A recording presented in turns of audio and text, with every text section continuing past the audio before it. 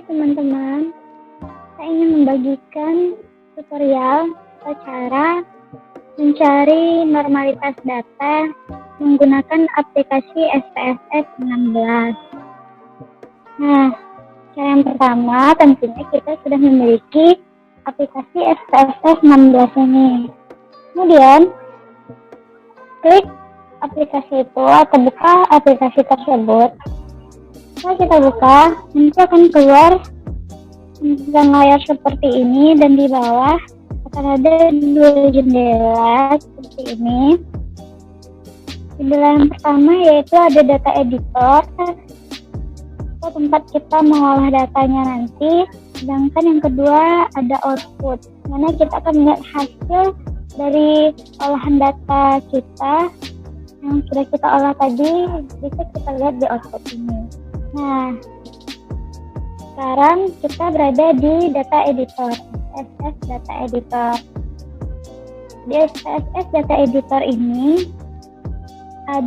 terdapat data view dan variable view. Lalu kita akan bekerja pertama di variable view. Variable view ada name, type, width, decimal, label, value, missing, kolom, sampai ke measure. Nah, di name ini, kolom pertama, baris pertama, kita ketik yaitu nilai siswa. Lihat ya teman-teman, di kolom name kita tidak menggunakan spasi. Kemudian di kolom name, baris kedua, kita akan ketik yaitu kelas. Teman-teman perhatikan di kolom desimal. Di kolom desimal pada baris pertama nilai siswa ini itu tertulis angka 2. Nah, kita lihat 0. Begitu pula di baris kedua belum tidak 0. Kolom label masih kosong. Di kolom label ini kita isi sesuai dengan di kolom name. Ini nilai siswa. Nah, teman-teman, di kolom label ini sudah bisa menggunakan spasi. Nah, yang kedua, baris keduanya itu kelas. Nah, perhatikan di value. Di baris kedua ini, yaitu di baris kolom, di baris kelas, ada tulisan name. Kita klik ini, maka akan muncul titik 3. Nah, di titik 3 ini kita klik, akan keluar kotak seperti ini. Di value, kita isi, kita ketik 1, dan ini kelas eksperimen.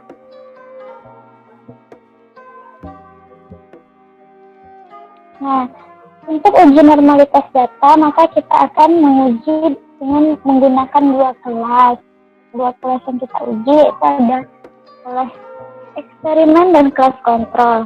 Di sini untuk value 1 saya beri tanda yaitu kelas eksperimen. Kalau kita buat seperti ini, klik add. Lalu yang kedua adalah kelas kontrol.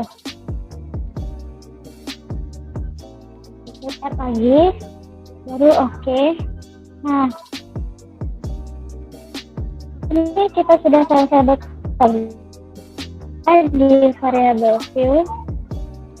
Lalu kita akan lihat di data view. Di data view akan keluar seperti ini, yaitu ada kolom nilai siswa dan kelas. Di nilai siswa ini kita akan memasukkan data sesuai dengan apa yang kita cari tadi. Kita masukkan data dulu.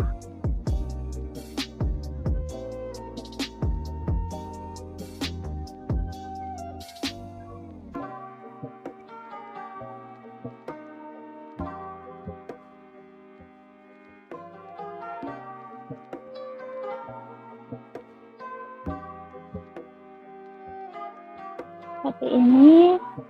Lanjut kita isi sampai dengan 20 data.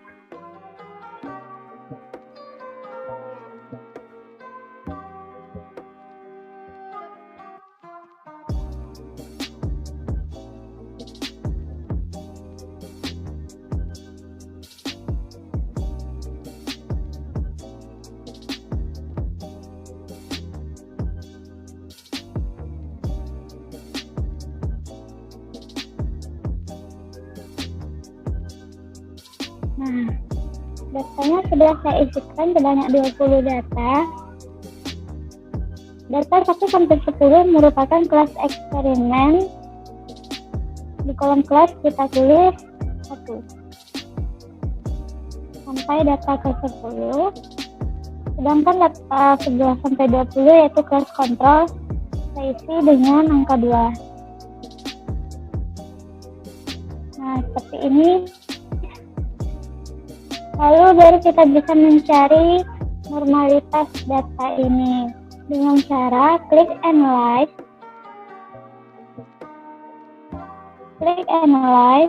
kemudian pilih descriptive statistik, lalu klik explore. Nah, nanti akan keluar kotak seperti ini. Nilai siswa kita pindahkan ke dependen.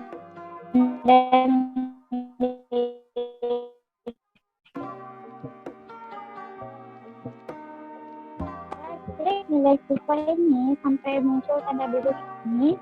Kemudian klik tanda panah yang terdapat di samping kiri kotak dependensi.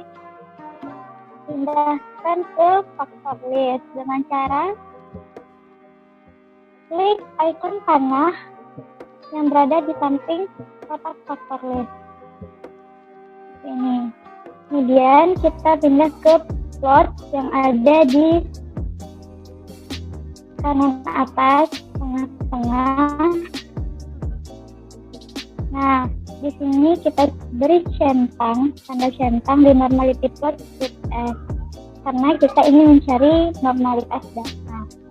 Klik continue, lalu oke. Maka akan keluar output.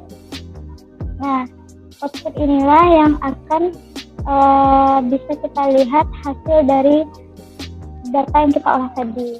Di sini kita bisa melihat data yang kita olah tadi. Nah, kita melihat nilai signifikan atau yang kita cari tadi bisa kita lihat di tabel test of normality ini. Dan yang kita lihat adalah pada tabel Shapiro-Wilk. Mengapa Shapiro-Wilk? Karena data yang kita gunakan kecil dari 30.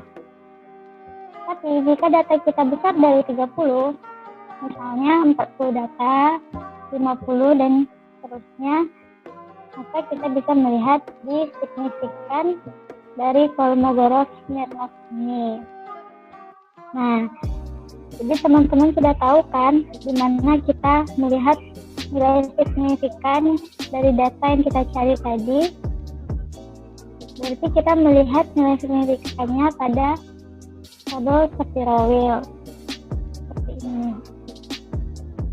Kelas eksperimen sama-sama kita lihat yaitu 0,177, berarti besar dari 0,5. Dan kelas kontrol nilainya 0,618, juga besar dari 0,5. Kelas eksperimen dan kelas kontrol nilainya besar dari 0,05, berarti data kita normal. Nah, begitu caranya teman-teman. Inilah tutorial cara mencari normalitas data. Semoga bermanfaat. Assalamualaikum warahmatullahi wabarakatuh.